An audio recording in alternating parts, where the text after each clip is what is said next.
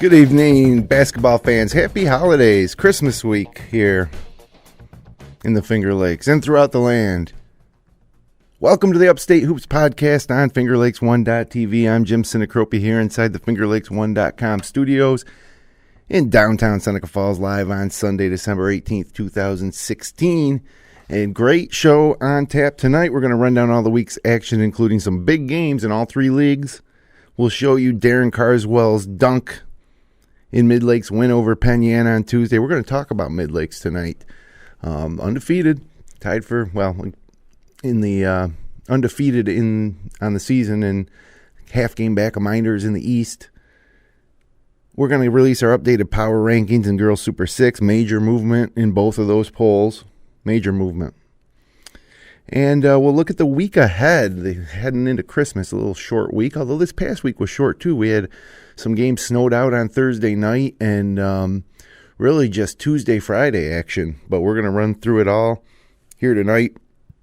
I'm glad you could be with me. The Upstate Hoops podcast and all our coverage of Wayne Finger Lakes High School basketball is brought to you thanks to the support of Generations Bank with locations in Auburn, Farmington, Geneva Phelps, Seneca Falls, Union Springs, and Waterloo.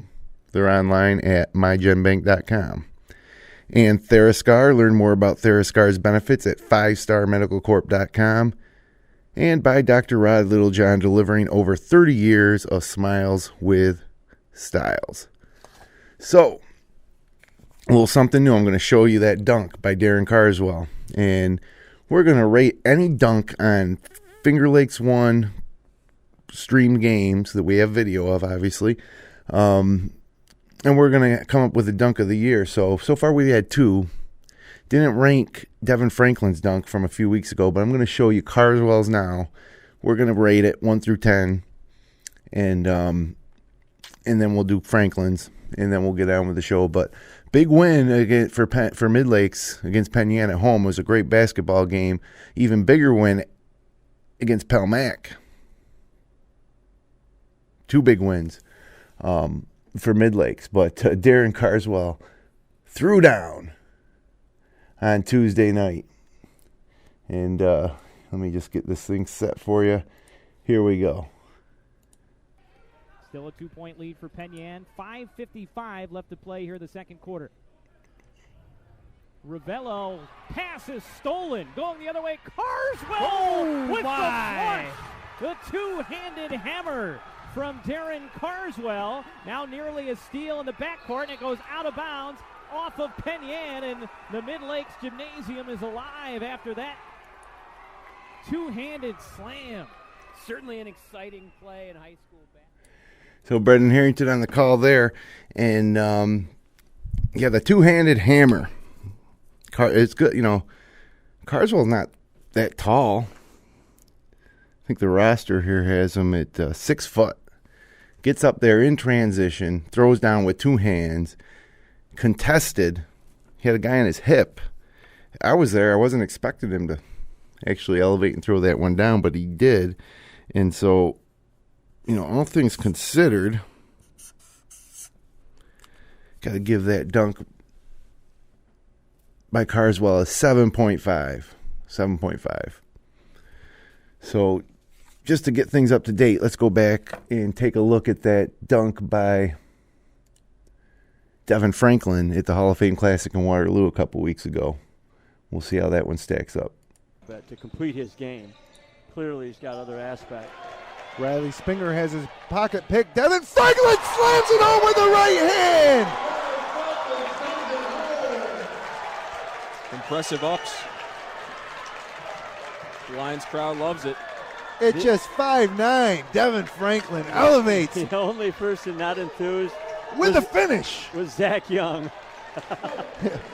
Unfazed was Procino, though, hitting that foul line jumper. Now Franklin tries a three-ball, buns! And the Lions faithful are on their feet as Devin Franklin, the microwave. Short. And this is how Franklin does it. He will score so many points in such a short amount of time, and then he'll go, away for a little while. Here's a look at that slam. Elevate, young fella. Yeah, so there was Franklin's dunk, 10 quick and points, Franklin sitting in at 5'9".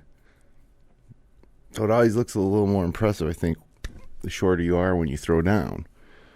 But we're going to give Devin Franklin, even though it was just a one-hand and not contested like Carswell's was, we got to give it an 8. It was, a little more style and flair. The little guy getting up and slamming it home with some authority. Both great dunks, though. Nothing more exciting in high school basketball than a dunk. So next dunk that we have, we're going to be out twice this week. We've got a doubleheader, girls, boys in Waterloo, Minders Waterloo on Tuesday night. We've got another doubleheader, Clyde Lions on Thursday night in Clyde. So it's rivalry week. It's varsity night both times. Great way to wind up our pre-Christmas webcast schedule here on Finger Lakes 1. So that Penn Yan Midlakes game was a great basketball game. Midlakes ends up winning 59-52. The end of the game on an 18-4 run. Seeing Desmond Batten line up against Bryce Burri was a great matchup. And Dylan Stape was really strong for Penn Yan. And all the complementary pieces were strong for Pete Zirkus and Midlakes. Trevor Milliman was strong inside despite looked like he had a finger taped. He had trouble grabbing the ball on some rebounds. Carswell obviously had a nice game, really electrified the gym there. And John Salati, Dan Van Ostrand hit a 3. Devin Hicks at 6'3" gives them some size. This Midlakes team making a early push to be in the mix in the Finger Lakes East. And when we talked to Bryce Burri before the season, or actually opening night at NYCC, he was at those games. He came in over and talked to us at halftime, and he predicted Midlakes going to win the Finger Lakes East. It's not surprising. Kid's got a lot of confidence, but this week, that win, and then later in the week, defeating Penn Yan, not without controversy. And we'll talk to you about that game when we get down there. But that win, not without controversy. So Bryce Burri finished with 20. Carswell, 12 points, 10 rebounds. Trevor Milliman, 12. Ben Emerson had a great night shooting 5 3-pointers for 20 points. Dylan Stape led all scorers in the game with 21. And really a heartbreaking loss for Penn Yan. This was kind of a game between a couple of teams that, the winner was going to be behind the 8 ball early in the Finger Lakes East standings, and the winner was going to obviously, have a head start, let's say. But Midlakes defended their home court, and what a great home court it is. Great lighting in that gym, probably the coolest floor in all the Wayne Finger Lakes. They got the darker wood inside the 3-point line, that baby blue, we might want to call it Carolina blue, we'll call it Midlakes blue, trim court, and a great student section. Another thing we might do this year is have a ranking of the schools, of the student sections everywhere we go, and kudos to Midlakes. Their kids came out and really strongly supported Bryce Burri and company. So we also got a chance to hear from Bryce Burri on the post-game show. Dr. Rod Littlejohn Styles with Smile post-game show after that win as he sits down with Brendan Harrington and Tony Robinson. We'll play that for you right now. Tom, Brendan Harrington, Tony Robinson back with you, and Bryce Burri from Midlakes joining us here in our post-game show. First of all, congratulations, Bryce. 20 points, 9 of your 20 points in the fourth quarter. You're down 7 with 5.5 minutes left to play, and you guys just took over. Tell me what happened out there and how you guys took control of this game. We really just started gelling. We started playing defense and hustling, and we just kind of got it together, and Coach told us it's now or never. Looking back, sometimes one play or 2 plays can make the difference. You and Desmond Batten going back and forth the whole game. He missed a shot that was halfway down and came out, and you got a 3-point play down on the other end. He picked up his 4th foul, and that seemed to be a real turning point thinking back to it. Yeah, for sure. Me and him play year-round. We know we can get in each other's heads pretty easy. So I try to not let that do that. And I think he tried as well, but we just came out on top. One of the things we saw, once he picked up his fourth foul, he switched defensive assignments, and Ravello picked you up, and it looked like immediately you were calling for that ball, went right back to a little bit of a mismatch with him not able to kind of keep up with you athletically. You took it right to the basket and finished. Is that something that you noticed? Did you make an effort there? For sure. I knew that I would have to draw help, and then there would be either an open guy or I'd be able to finish over the top.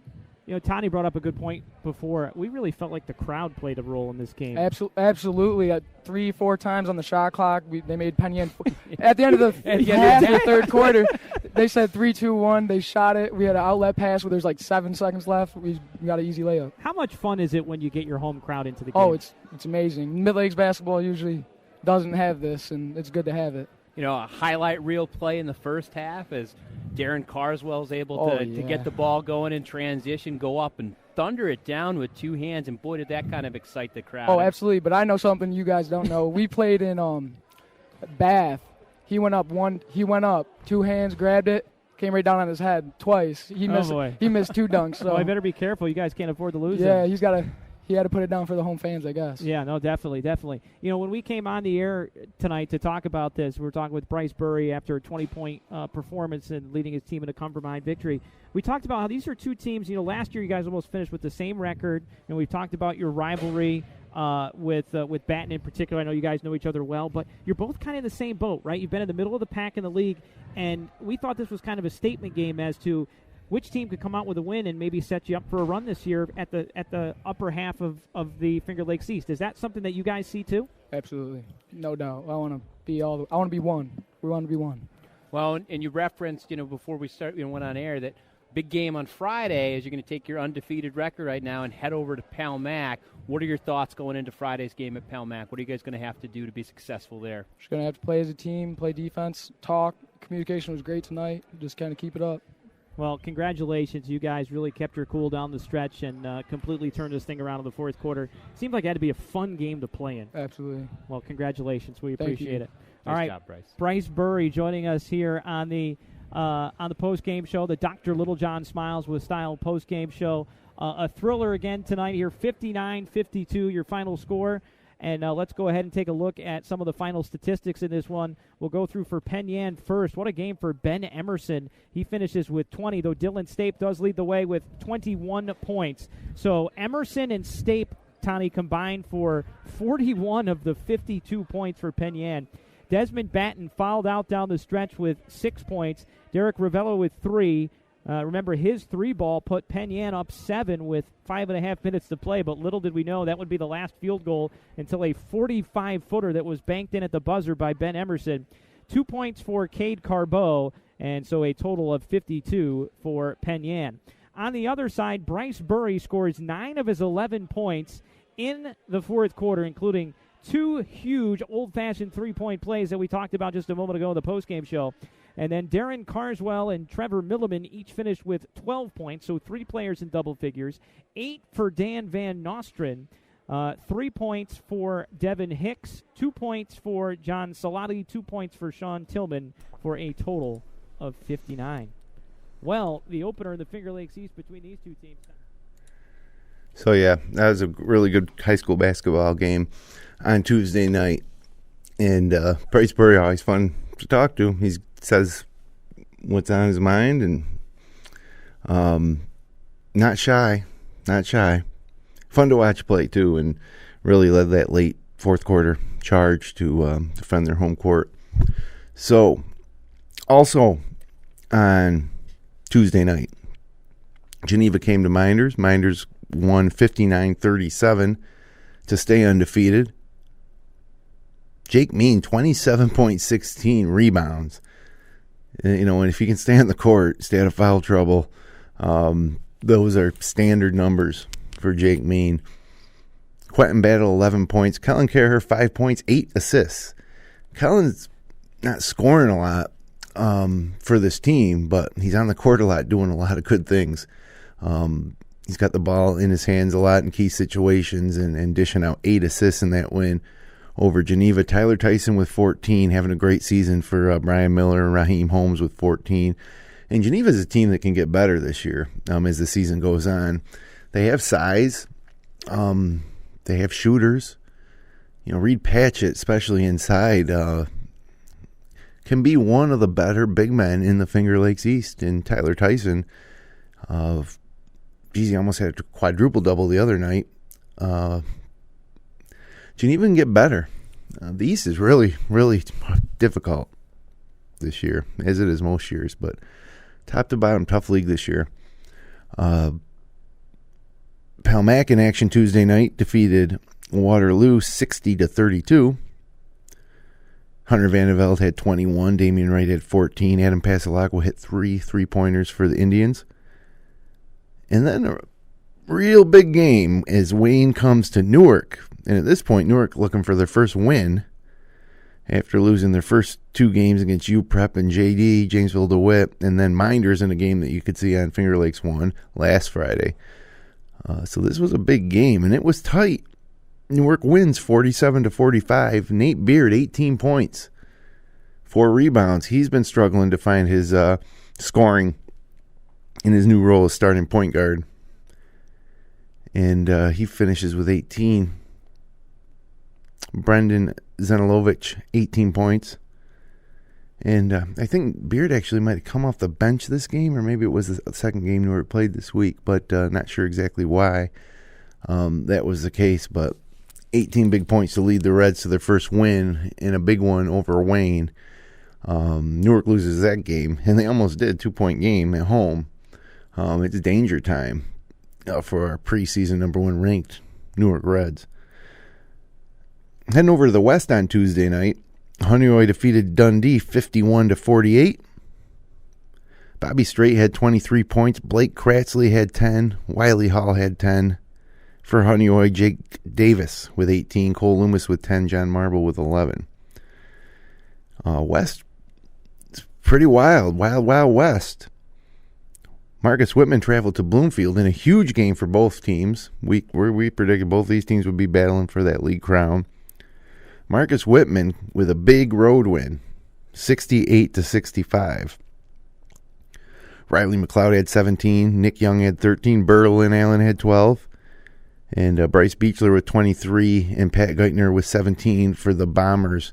So a big road win there. And then Naples in action against HAC on the road wins 60-31 over the Wolves. 5 players in double figures for Mick Salter's Big Green Machine. Jamar Paisley had 12 for HAC. And then, big rivalry game. South Seneca headed to Romulus.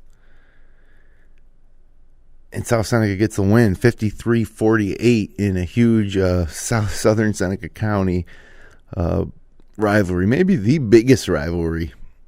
And we got the rematch at Romulus later this season. We'll be streaming that one live, and if it's anything like this one, then we're in for a treat. Anthony Ruff, 21 points. Devin Rogers with 16 as South Seneca picks up their first win of the season. Mauricio Mercedes Rivera had 21. Bragan Pasamonte had 14 points, 11 rebounds. And then we head over to Wayne County on Tuesday night. And, Gananda moved into our power rankings last week, and they travel to North Rose Wolcott, Enrique Mossman against Tyler Norris.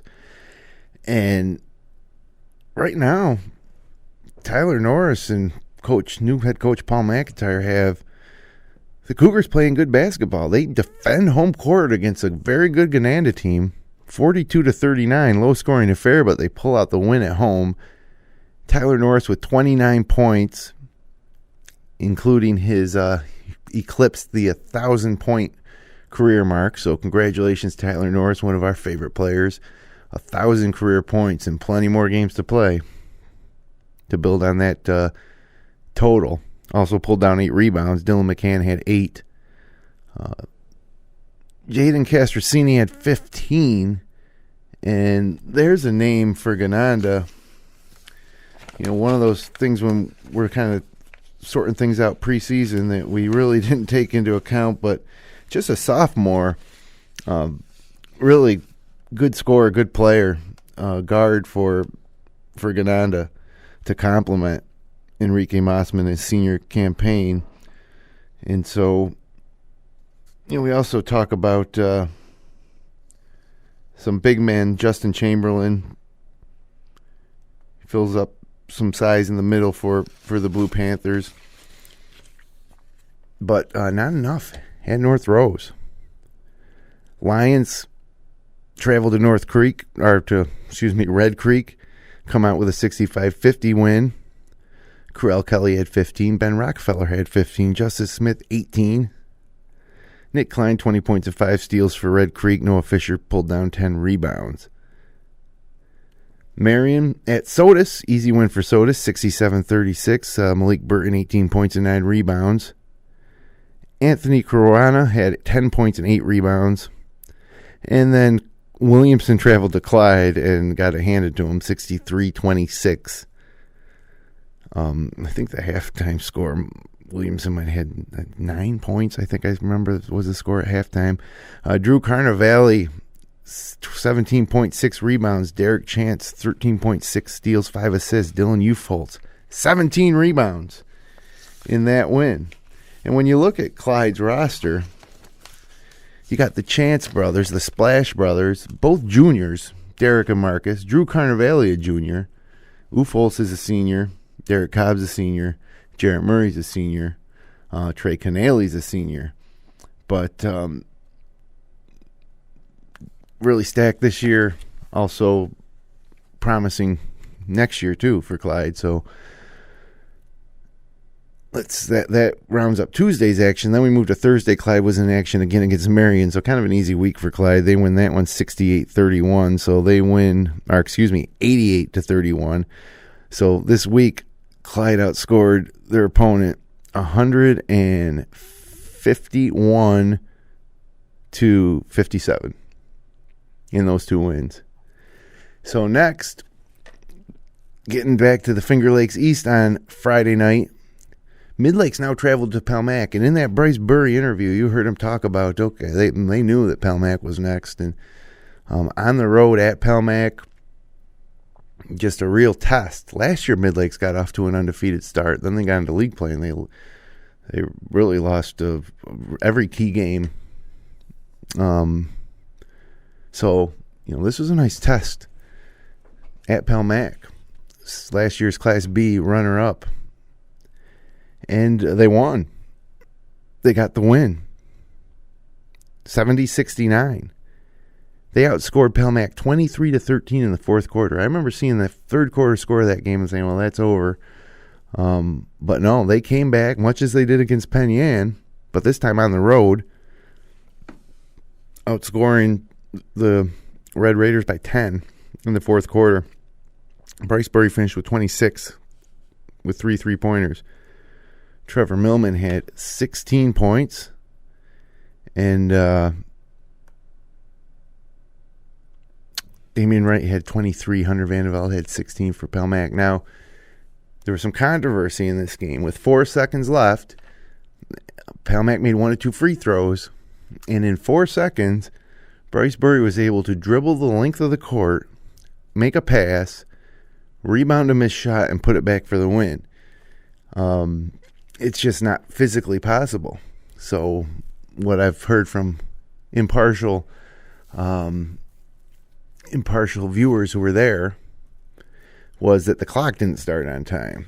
And it's pretty obvious that with 4, that's a lot to happen in 4 seconds. So almost everybody agrees that, the clock didn't start on time. So unfair for Dan Harris's squad, I suppose. They might have a real complaint if the game was at Midlakes, but that was your clock keeper at Palmac. Maybe fell asleep, at the wheel there. And the other thing, anytime you let a game get down to the final possession, it's 50-50. A lot of different things can go wrong. The ball can be tipped a different way. Somebody could fumble it. Ball could just roll on or off the rim. You like to not be in that position to win or lose on one shot. But regardless, that's a win for Midlakes and a real big one. Real big one. So congratulations to Pete Zirkus on that start, which I believe now that puts them at 5-0. So Wayne went to Newark, lost that close game, and then had to follow that up with Minders coming to town on Friday night in Ontario. Big test for the Blue Devils. A lot of people have been saying that they've had a cupcake schedule early on. I don't think so. I think they played Clyde at NYCC. I think they went on the road to Avon. You never really know what you're going to get when you step, out of your league and go on the road like that in December. And, of course, they hosted Newark. So at this point, I think it's time to stop talking about the cupcake schedule. But still, on the road at Wayne, without a doubt, they also went to Marcus Whitman and got a win right off the bat. A good Marcus Whitman team. They won pretty easily in Rushville. But now a big test going to Wayne, especially off that 2-point loss to Newark. But the Blue Devils got it done, winning 71-66. They made 8 3-pointers in the first half. And Jake Mean, 22 points, 11 rebounds, 4 blocks. Quentin Battle, 16 points.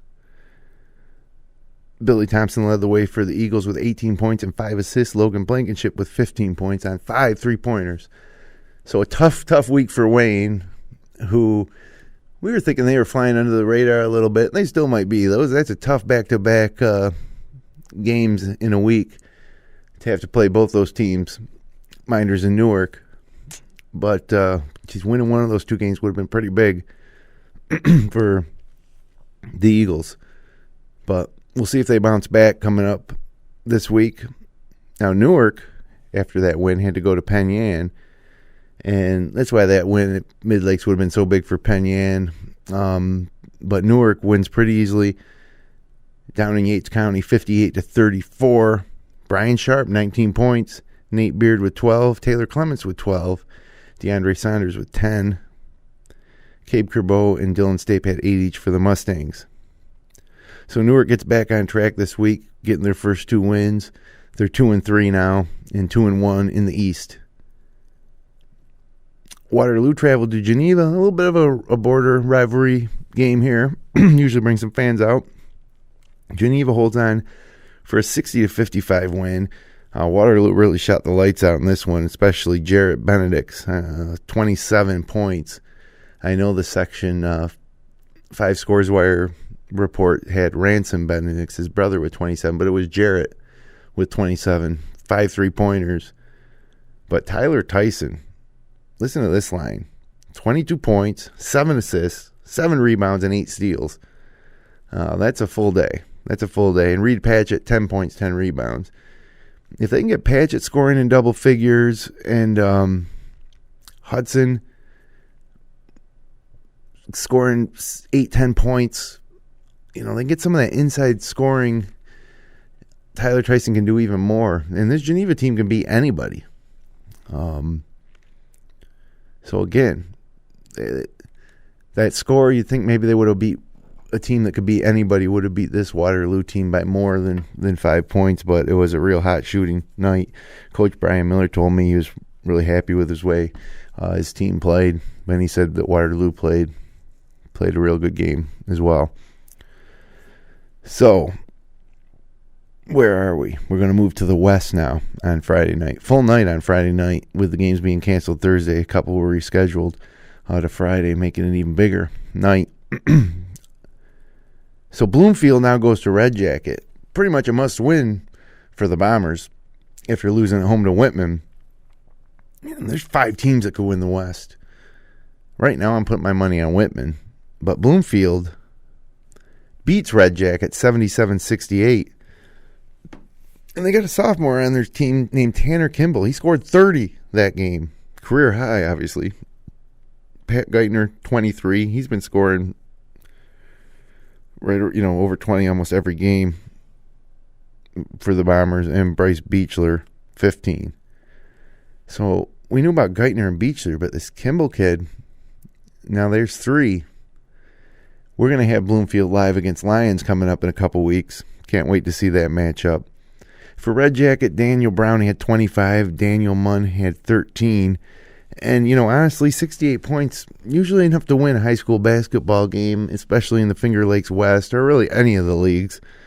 But defense, a little soft from what I'm hearing from people who've seen this Red Jacket team play, is that offense isn't the problem. Defense. So they give up 77 to visiting Bloomfield and lose that game to drop to 3-2. And Bloomfield improves to 3-4. South Seneca coming off that big win against arch rival Romulus went to Sodus and lost. Or no, they hosted Sodus at the Jack Guinan. Sodus gets a 56-30 win in a game that was never really close. Malik Burton had 18. Jared Wren had 10. And then another rivalry game this week is Honeoye traveled to Naples. And Honeoye's is much improved. Maybe there's 6 teams that could win the West. Maybe you include Honeoye, but they dropped this one to Naples. Just a 4-point game, 49-45. Naples wins.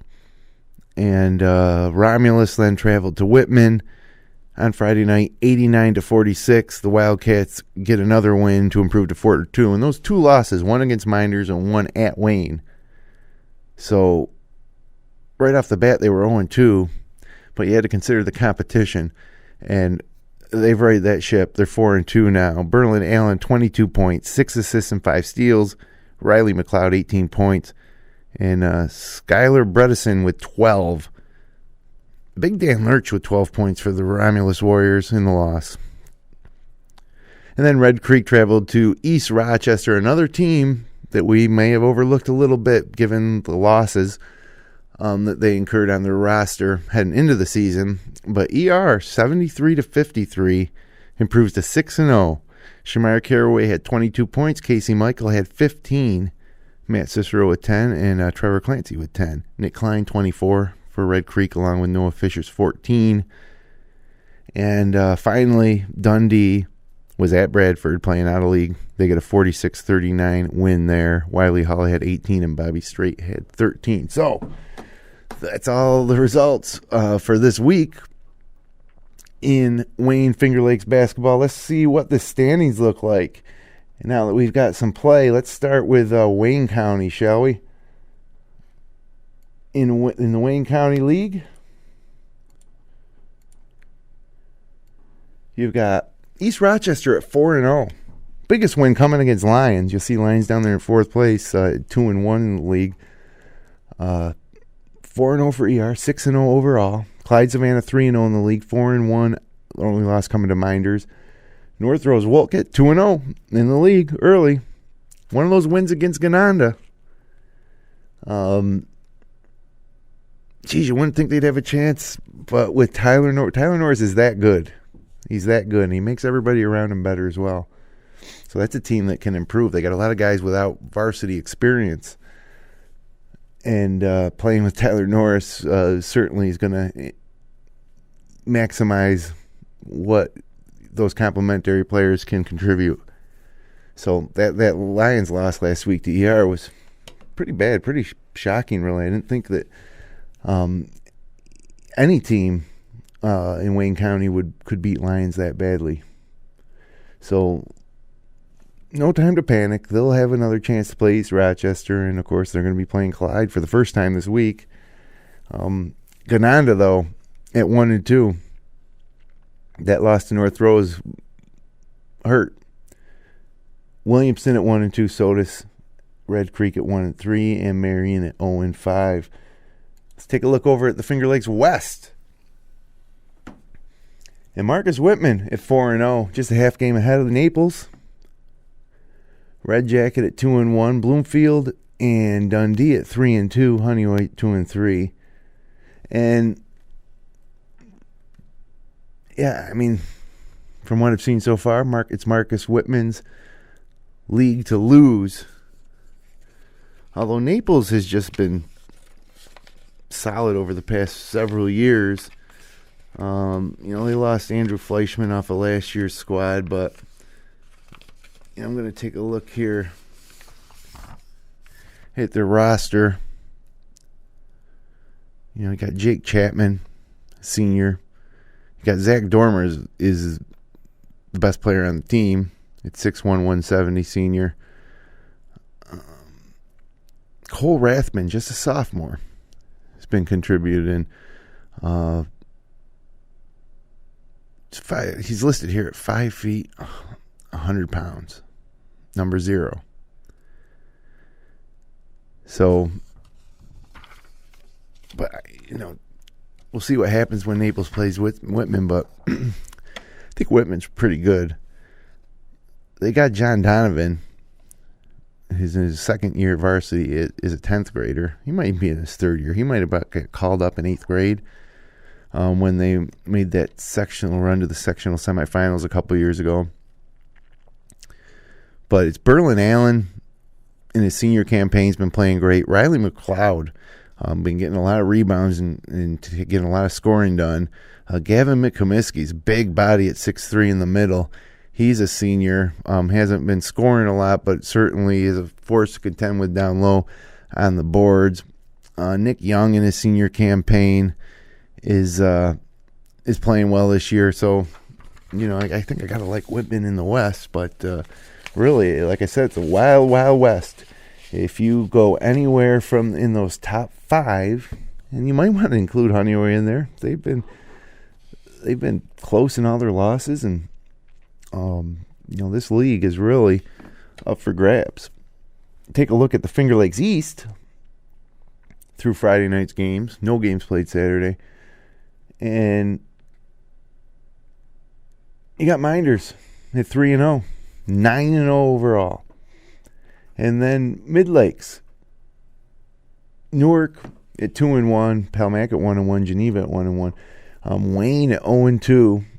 Now they're going to get some wins, I predict, coming up. They played the top 2 teams possibly in the league, but anywhere in these top 4, you playing any of those top 4, that's tough. Those are tough games. It's tough throughout this entire league. So, Minders, I think, has clearly separated themselves from everybody in the Wayne Finger Lakes right now at 9-0. So, the standing's starting to take shape. Oops, I dropped some papers here. Standing's starting to take shape here early as we head towards Christmas.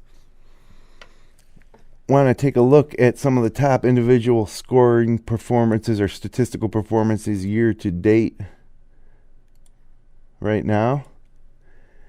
And Derek Chance had that big 32-point game against World of Inquiry back on December 2nd. Double overtime game. Get you a few bonus minutes to get some bonus points.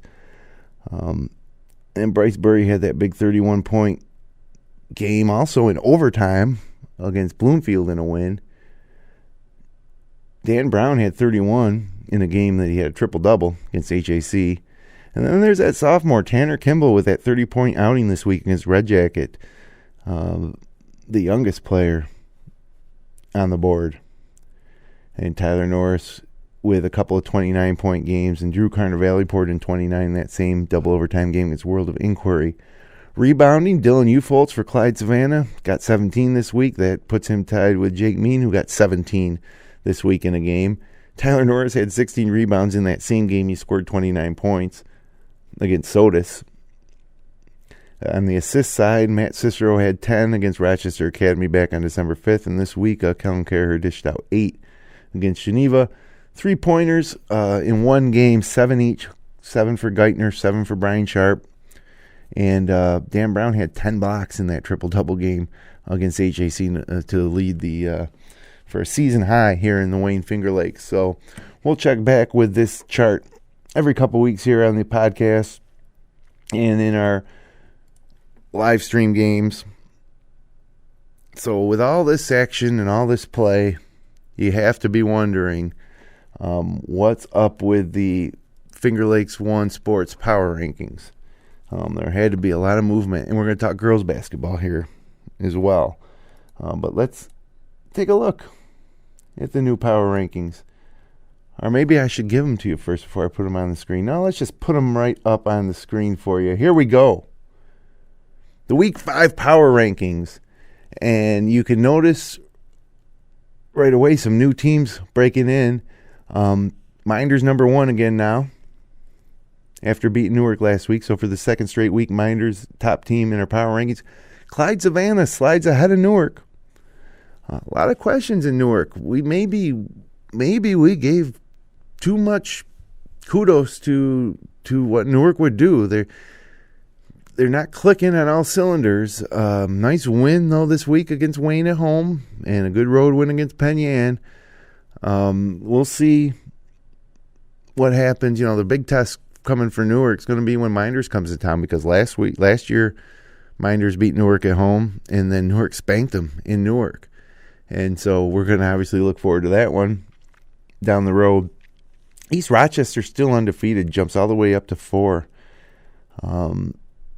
Just goes to show what winning some games will do in terms of these power rankings. I can't remember if they were even ranked in our preseason polls. We didn't know about Shamir Caraway, that's for sure. So they're all the way up to 4. Midlakes moves up to 5, undefeated. Wayne drops a couple from 4 to 6 with those 2 tough losses. Lions at 7. They'll have a chance to earn some points here in this power ranking for next week if they beat Clyde-Savannah on Thursday night in Clyde. Palmac falls to 8 after that loss to Midlakes. And then we got a couple of West teams breaking in. Marcus, Whitman, and Naples, the top 2 teams in the West, 9 and 10. And Whitman started out ranked in the poll, and we shouldn't have penalized them so much for losing to Minders and Wayne, because since then they've looked outstanding. And really, there's a bunch of teams hovering just outside that 10th spot. North Rose Wolcott came very close to breaking in at 10, but it's the Big Green and Naples. So now let's kick it over and take a look at the girls' Super 6 for this week. And a lot of movement here. And actually getting a clearer picture on the girls' side of things now that there's been a few games played, but there's still games from 2 weeks ago that aren't reported on that site. And so it makes it really difficult. We have to, search Twitter for some of these results, and it's hard. It's one thing not to get these scores posted by the next day, but a couple weeks later, and it's still kind of incomplete, makes it hard. South Seneca holds on to number 1 spot. They lost to Aquinas. Their wins are over Palmac, and just a 2-point win over Romulus for South Seneca, their arch rival, and we're going to have that rematch in Romulus on Finger Lakes 1, streamed live at the end of January. And that was kind of shocking. South Seneca has their national championship team back and intact. And a great sign for Romulus to be able to go into Jack Guinan Arena and only lose by 2. South Seneca is also going to play Minders coming up here shortly. And that'll be a great one because Minders is number 2. They're 7-1. Their one loss, a 40-point loss to Bishop Kearney. But they beat Geneva in overtime this week. They also beat Wayne. So they're separating themselves. Minders looking good in the Finger Lakes East, both girls and boys right now. Jumping up to 3 is the Gananda Blue Panthers. They're 4-0 with wins over Marion, Williamson, Red Creek, and Lions. They play East Rochester on December 22nd. That'll be one to keep an eye on.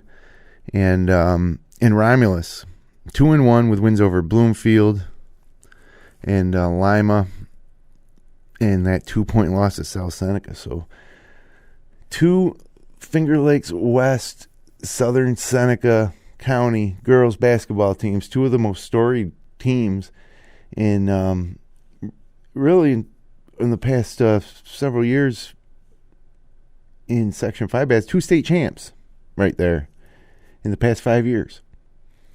Now Geneva's at 5. They're 2-3, but they lost to Ithaca, AA team, Phoenix, another AA team, and Minders in overtime. So despite the 2-3 record, Geneva comes in at 5. And then the Bloomfield Bombers at 3-1. They beat Whitman, HAC, and Honeoye. They lost by 4 to Romulus. So there's your Super 6 for Week 5. And, some other teams that were just get you caught up on some of the girls. Midlakes is 2-2. They beat Pelmac and Red Jacket. They lost to Livonia and Penn Yan was the first team out. Or maybe it was East Rochester. It was close. But Penn Yan's 2-1. They beat Midlakes and Newark. They lost to Hornell by just 3 points. East Rochester ladies, 3-2 with wins over Sodus and Williamson and Marion. They lost to Red Creek and Byron Burgeon. And Red Creek with the super 8th grader Wilbur, 3-3 with wins over ER, Rochester Prep and Lions. They lost to Minders, Cato, and Gananda. Wayne Eagles, perennially one of the best teams in all the Wayne Finger Lakes girls basketball, 1-3 this year. They beat Newark by 26 points. They lost to Minders by 18, and they also lost to Mendon and Thomas. So Wayne not ranked. I think it was the margin of victory by Minders, winning by 18. They did it. Nothing to be ashamed of, losing to some bigger schools in Mendon and Webster Thomas. And Pelmax had a tough go of it. They lost by 17 to South Seneca. They lost by 3 to Aquinas. The St. Aquinas team that beat South Seneca. And Midlakes, they're 1 win coming against Waterloo. They're 1-4. So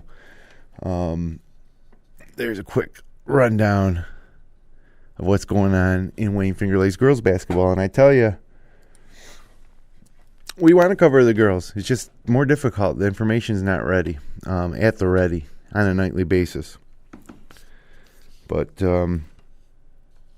this week, we're going to be in Waterloo on Tuesday night for Minders Waterloo.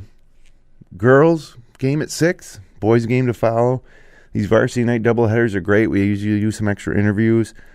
Great for alumni of either school who want to tune in for that one. And Minders Waterloo girls game could be a pretty good game. Minders Waterloo boys game, I find it tough to find any way that Waterloo could stay with Minders, but you never know. Last year I thought Waterloo's team was a lot more talented than this year's team, although the final record didn't indicate it. But they gave Minders a real scare at Arthur L. Baker.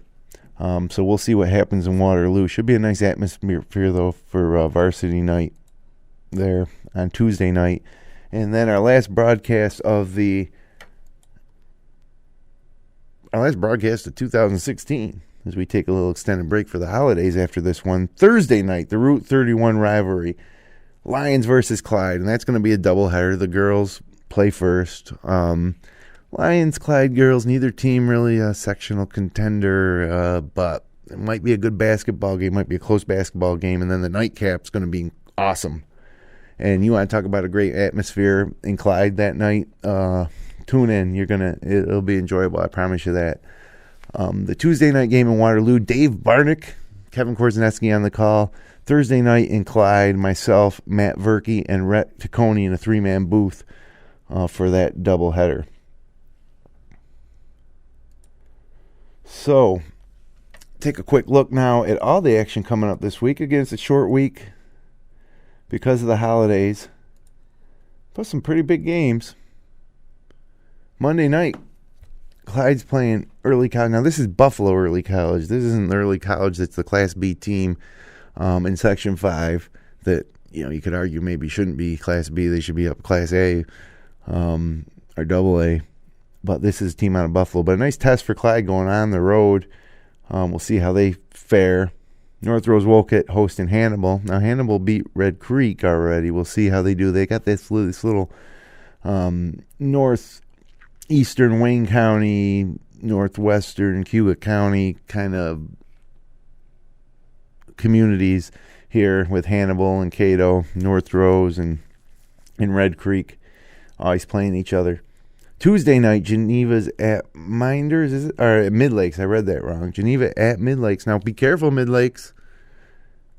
If Penn Yan can hold a 7-point lead on you going into the fourth quarter, Geneva can beat you too.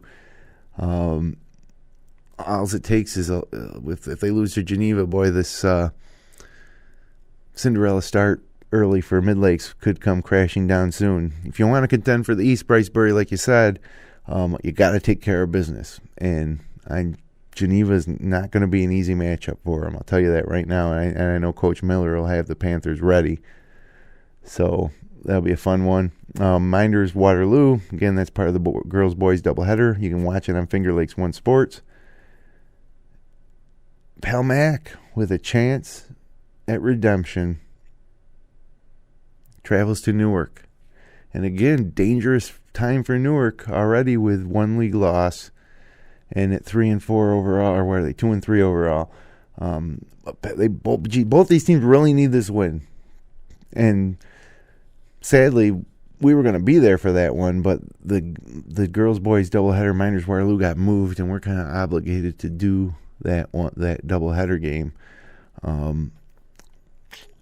But boy, that Palmac Newark game should be a good one. Rematch of the Class B sectional final, Class B1 sectional final last year at the Blue Cross Arena, won by Newark.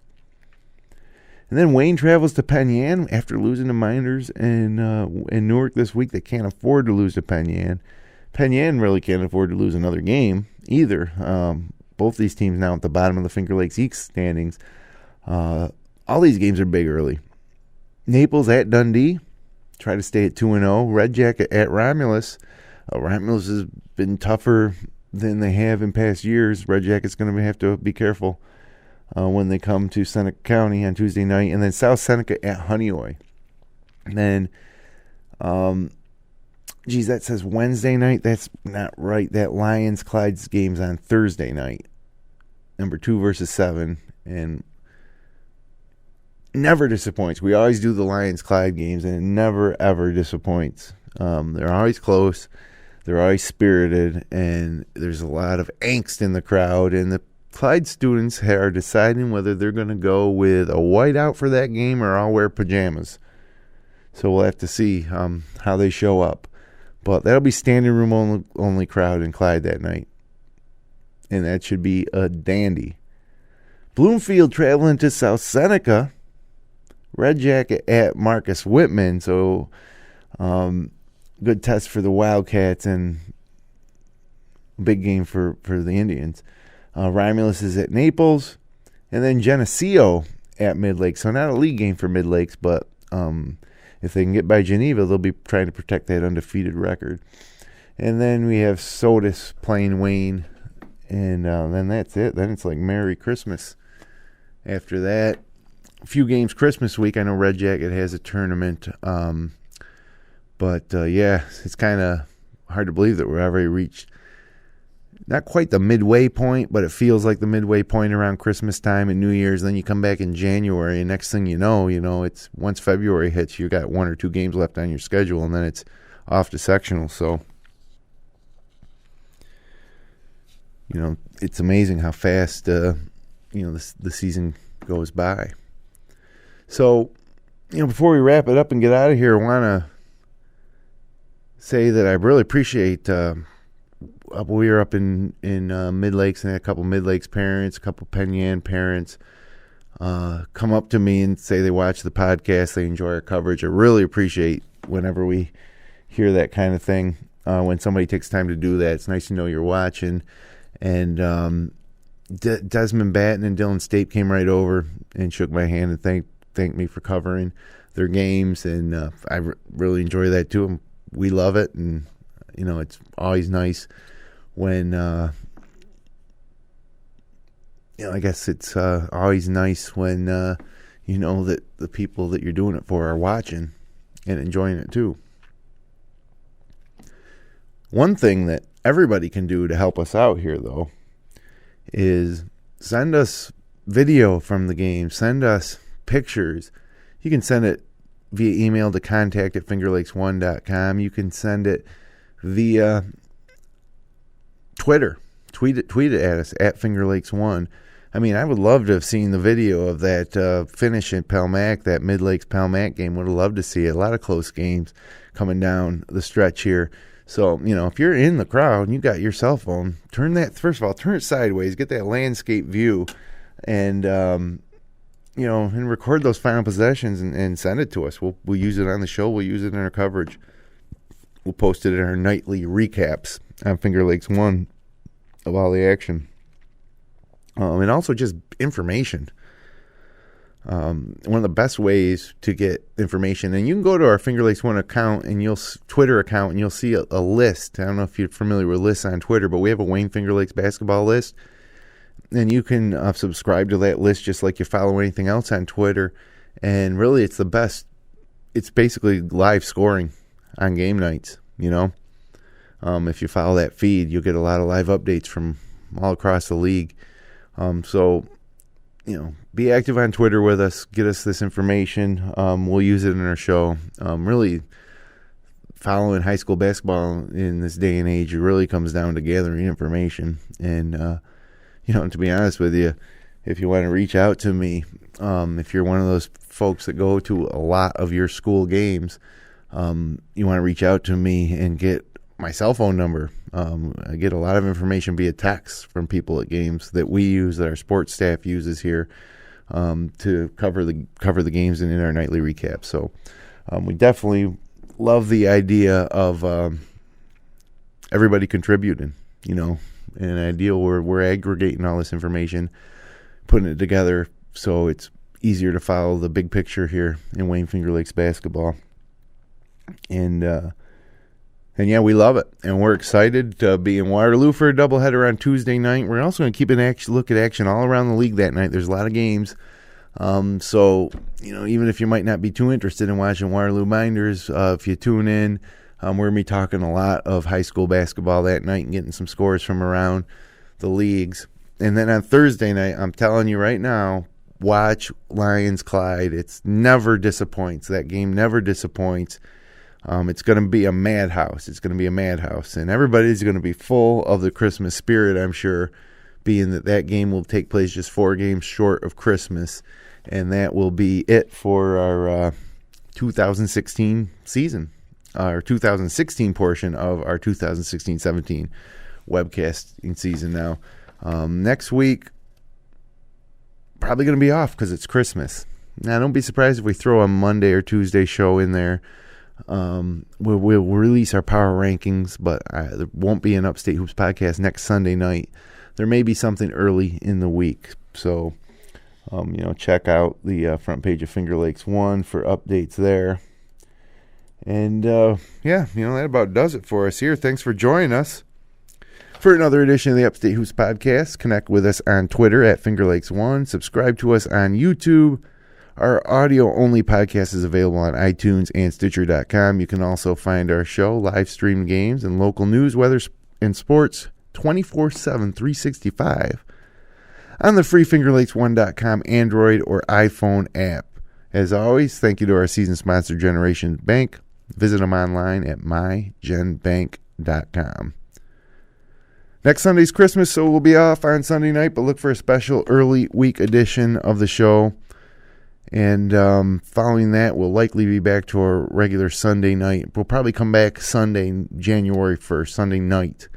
We'll just see how late into the night New Year's Eve goes. Maybe that show could get canceled too. But we can't go 2 weeks without our fix of high school basketball. So for our entire FL1 Sports team, I'm Jim Sinacropi wishing you and yours a Merry Christmas. See you next time.